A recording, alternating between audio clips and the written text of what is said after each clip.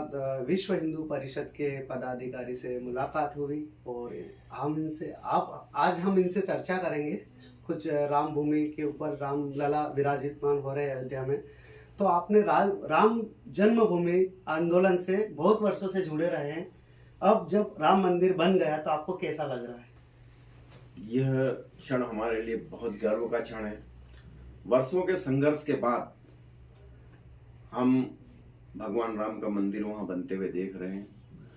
कई वर्षों के संघर्ष, न्यायालयीन प्रक्रिया, आंदोलन और इतने संघर्ष के बाद आज हिंदू समाज खुद को गौरवान्वित समझ रहा है कि वहां भगवान राम का भव्य मंदिर बन गया है और 22 तारीख के दिन उसमें रामलला की मूर्ति प्राण प्रतिष्ठा हो जाएगी। वास्तव में हिंदू समाज की सहिष्णुता का इससे बड़ा कोई उदाहरण पूरे देश में, पूरी दुनिया में नहीं मिल सकता। 100 करोड़ हिंदुओं ने हमारे भगवान आराध्य देव राम के मंदिर के लिए इतना संघर्ष किया, इसने इतना सहन किया। आप देख सकते हैं किसी भी देश में कुछ उनके भगवान या उनके जो भी मानते हैं उनके बारे में अगर कोई होए और वो ऐसा इतना संघर्ष झेलना पड़े, लेकिन हमारी सहिष्णुता की और हमें खुशी की बात, भगवान राम ने हमारी स्वयं की पैरवी करी अदालत में, कोर्ट में। इससे बड़ी बात क्या होगी? और ये सब संघर्ष के बाद भी आज बड़ी खुशी की बात है कि वहां पर भव्य राम मंदिर बन गया है और उसमें राम लला विराजित होने जा रहे हैं। आपने कार सेवा में रहे, कैसे क्या रहा है आपका? मैं खुद को बहुत सौभाग्यशाली मानता हूं कि मैं राम जन्मभूमि आंदोलन में 3 कार सेवाएं हुई और तीनों में सहभागी होने का मुझे सौभाग्य मिला। प्रथम कार सेवा जो हुई थी, जिसका दुख दर्द आज भी हमारे मन में है कि हमारे कई कार सेवकों की जान चली गई थी, कई घायल हुए और कई का आज तक पता ही नहीं चल पाया कि वो कहाँ चले गए। उसके बाद हम जैसे लोग बचते बचते बचते 13 दिन तक हमने संघर्ष करते करते, मेरे साथ उड़ीसा की कुछ बहनें थी, राजस्थान की कुछ बहनें थी, हमारे यहाँ के कुछ लोग थे, हमारे सरसंघ चालक जी थे। हमने जैसे तैसे बचते बचते आए और जब पूरे देश में से कर्फ्यू समाप्त हुआ, स्थिति नियंत्रण में हुई, उसके बाद हम अपने घर लौटे। दूसरी कार सेवा जो 1992 में हुई थी, उसमें हमने उस कलंक को, जो हमारे राम मंदिर को तोड़कर जो गुंबद बना लिया था, जो एक ढांचा वहां तैयार कर लिया था, उस ढांचे को ढहाया, उसको तोड़कर उस वर्षों के जो गुलामी का कलंक था उसको मिटाया। वो हमारे लिए बहुत गर्व भरा दिन था। 6 दिसंबर 1992 का दिन हमारे लिए शौर्य दिवस के रूप में रहा और उस दिन हमने जो कलंक हमारे ऊपर था उसको हमने मिटा दिया था। उसके बाद 2003 में भी कार से हुई थी, उसकी बहुत कम लोगों को जानकारी। तब हमारे अंतर्राष्ट्रीय अध्यक्ष आज आदरणीय अशोक जी सिंघल, उनके आह्वान पर पूरे देश से कार सेवक अयोध्या पहुंचे थे। तब भी मुलायम सिंह की सरकार ने हमको जगह जगह रोका, गिरफ्तारियां करी और बहुत कड़क रूप अपनाया। फिर भी हम बचते बचाते अयोध्या पहुंचे थे, हनुमानगढ़ी पहुंचे थे, कार सेवकपुर में पहुंचे थे और तब सांकेतिक कार सेवा करके हमारा आंदोलन समाप्त हुआ था। उसके बाद कोर्ट में इतने दिनों तक यह चलता रहा और आज आपके सामने मंदिर बन गया है। शंकराचार्यों के बयान पे आप क्या कहना चाहेंगे? शंकराचार्यों के बयान जो है ना, वो हिंदू समाज को भ्रमित करने वाले हैं। पहली बात तो है कि सभी शंकराचार्य एक मत है ही नहीं इस विषय पे जी। कुछ कह रहे हैं ऐसा है, कुछ कह रहे हैं वैसा। मैं कह रहा हूँ, हमारे शंकराचार्यों ने कहा कि मंदिर पूर्ण रूप से तैयार नहीं हुआ। मंदिर निर्माण का प्राण प्रतिष्ठा से कोई संबंध नहीं होता। प्राण प्रतिष्ठा विधि विधान से हो रही। आप सोचिए, रामेश्वरम में ज्योतिर्लिंग की स्थापना हुई थी, भगवान राम ने स्थापना करी थी, रेत पर ही स्थापना करी थी, तब वहां कौन सा मंदिर बन था? पहले स्थापना हुई, प्राण प्रतिष्ठा, उसके बाद आज आप देख रहे भव्य मंदिर। और वही नहीं, कई मंदिर हमारे ऐसे जहां पर पहले प्राण प्रतिष्ठा हुआ, उसके बाद में समय अनुसार वो मंदिर में विकास होता गया, मंदिर बड़े होते गए। आप कहीं हमारे महाकाल का मंदिर देख लो, आप यहाँ के सांवरिया सेठ का मंदिर देख लो, त्रंबकेश्वर का मंदिर देख लो, कई मंदिर है जहाँ पर प्राण प्रतिष्ठा हुए थे, वो उस स्वरूप में मंदिर था। उसके बाद समय अनुसार वो उनका विकास कार्य होता गया और वो बड़े होते गए।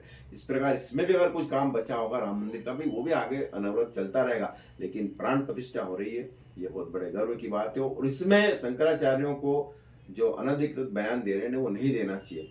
आप धर्म गुरु हो, आपको बहुसंख्यक समाज की भावनाओं का ध्यान रखना चाहिए। आज आप देख लीजिए कि हमारे हिंदू समाज में से, मैं कथित धर्मनिरपेक्ष लोगों की बात नहीं करता, मैं वामपंथियों की बात नहीं करता, बिल्कुल भी उनकी बात नहीं हो रहा, लेकिन जो सच्चा हिंदू है, एक एक हिंदू आज खुश है एक एक हिंदू अपने आप को गौरवान्वित महसूस कर रहा है कि नहीं, हमारा भव्य मंदिर राम जी का वहाँ तैयार हो गया, ये हमारे लिए बहुत गौरव की बात है। तब शंकराचार्यों को इनको समाज के साथ आना चाहिए। आप किनके शंकराचार्य हो? आप हिंदू समाज के शंकराचार्य हो। कि बाबरी मस्जिद के जो कमेटी के अध्यक्ष हैं, वक्फ बोर्ड के अध्यक्ष अंसारी जी, उनको कोई आपत्ति नहीं, उनको उनका कहना कि राम मंदिर बन रहा तो मुझे बहुत खुशी की बात है। तो कांग्रेस वालों क्यों रोना रो रहे हैं, क्या दिक्कत हो रही है, क्यों दुख हो रहा है, राम मंदिर बनने जा रहा है? ये बहुत अच्छा प्रश्न है आपका। वास्तव में क्या है कि कांग्रेस ने या वामपंथियों ने कभी इस बात पर विचार नहीं किया कि बहुसंख्यक समाज का भला किसमें है, इस देश का भला किसमें, इस देश में रहने वाले प्रत्येक व्यक्ति का भला किसमें। उन्होंने कभी इस पर विचार नहीं किया। उनका विचार क्या रहा कि हमें वोट कैसे मिले, हम सत्ता कैसे प्राप्त करें। तो उनका पूरा पूरा उनका विचार जो इसी बात पर रहता है। आप एक बात बताइए, मुस्लिम समाज के कई लोगों के ये आए हैं बयान और सब खुश है। कभी भी इन्होंने हिंदू मुस्लिम को भाई भाई बनाने का प्रयास नहीं किया। हिंदुओं को मुस्लिम से डरा है, मुस्लिम को हिंदुओं से डरा है। कांग्रेस का ये विचार है, फूट डालो और अपना वो साबित करो। तो यह जो है कांग्रेसी जो है, वास्तव में मैं कहूंगा कि उनको किसी से मंदिर से मतलब नहीं है, मस्जिद से मतलब नहीं है, उनको अपने वोट से मतलब है। और वो है मुस्लिम समाज का वोट बैंक अपने तरफ बनाए रखने के लिए वो करती। लेकिन मुस्लिम समाज भी आज जागृत हो चुका है और वो समझ चुका है कि कांग्रेस ने उसका सिर्फ वोट बैंक के रूप में प्रयोग किया, कभी उनके भले की नहीं सोची। आज मोदी जी ने देख लो यार, उनके शिक्षा की बातें करते, उनके विकास की बात करते, और कभी उन्होंने भेदभाव नहीं किया मोदी जी ने कि ये मुस्लिम है तो इसके साथ ये नहीं होगा, इसके साथ ये नहीं होगा, कभी नहीं किया। सबको साथ में लेके चले और मुस्लिम समाज भी इस बात को समझ रहा है। आप एक और बात देखिए, उसको आर्थिक दृष्टि देखिए।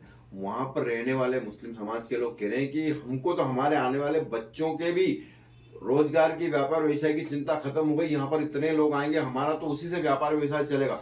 तो वो समाज इस बात से भी खुश है। और आप भी देख रहे हैं कि पूरे भारतवर्ष में अभी आज की तारीख में करोड़ों रुपए का, अरबों रुपए का व्यापार व्यवसाय हो रहा है राम मंदिर के बाद। और मंदिर बनने के बाद में पर्यटन में कितना बड़ा होगा, आप इस बात को समझ सकते हैं।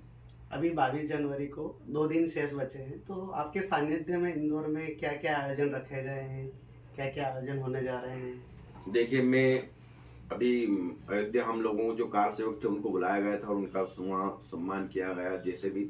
और उनको वहाँ से एक ही संदेश देकर भेजा गया कि आप जहाँ निवास करते हैं, अपनी गली, अपना मोहल्ला, अपना गांव, अपना शहर, वही अपने अयोध्या है। उसमें आप जितने धूमधाम से कर सकते हो उतना धूमधाम से इस उत्सव को मनाएं। तो हम राम महोत्सव में मैं जहाँ निवास करता हूँ वहाँ की बात है, हमने घर घर निमंत्रण दिया है, घर घर राम पताकाएं लग रही, पूरा क्षेत्र भगवामय हो रहा है। और उस दिन हमने तय किया कि उस दिन वो प्रसारण देखने के बाद हम सब लोग साथ में भोजन करेंगे, एक साथ राम धुन गाएंगे, राम के भजन करेंगे। पूरा वो प्राण प्रतिष्ठा का जो लाइव प्रसारण होगा सीधा, वो हम देखेंगे। उसके बाद साथ में हम लोग भोजन करेंगे, राम धुन गाएंगे, शाम को भजन करेंगे। 3 दिन, अच्छा, हमारे यहाँ प्रभात फेरियां लगातार निकल रही, एक एक घर से सभी लोग वहां सम्मिलित होंगे। ये हमारा प्रयास है कि एक परिवार पूरा का पूरा वहां सम्मिलित हो हमारे कार्यक्रम में। ये सब हमारा प्रयास। और हर जगह, हर गली, हर मोहल्ले, हर गांव में यही सब चल रहा है। आप देखेंगे कि यह एक ऐसा विस्तृत आयोजन होगा कि इसमें वर्ल्ड में कभी इस प्रकार का आयोजन नहीं हुआ। क्यों? कि निसंदेह यही प्रक्रिया है राम राज्य के आने की। राम राज्य आएगा। आज देखिए, लोगों के विचार बदलेंगे, लोगों का मानस बदलेगा, हम तभी राम राज्य को। हम भी देख रहे हैं कि पूरा इंदौर भगवामय हो गया है और बहुत अच्छा लग रहा है। सब तरफ भजन, कहीं भजन संध्या हो रही, कहीं सुंदरकांड हो रहे हैं। तो एक छोटी सी चीज और आप क्या कहना चाहेंगे सारे दर्शकों को? मैं सभी से आग्रह करूंगा कि यह घड़ी ऐतिहासिक घड़ी है। 500 वर्षों के अनथक प्रयास के बाद न जाने कितनी कुर्बानियां, न जाने कितनी महान आत्माएं चली गई, कई हुतात्माएं चली गई पृथ्वी पर से, वो उन्होंने पुनर्जन्म लिया होगा, ठीक है। लेकिन आज हम जब जो उपस्थित हैं, हम सब से मेरा आग्रह निवेदन है कि इस उत्सव को ऐसा उत्सव मनाएं कि राम हमारे कानों से सुनते सुनते हमारे हृदय में बस जाए। पूरा भारत, पूरा बच्चा बच्चा राममय हो जाए और सब राममय रहें और राम के बताए मार्ग पर चलें। अब बस यही हम सबके लिए बहुत बड़ी बात होगी। बहुत बहुत धन्यवाद। जय श्री राम। जय श्री राम।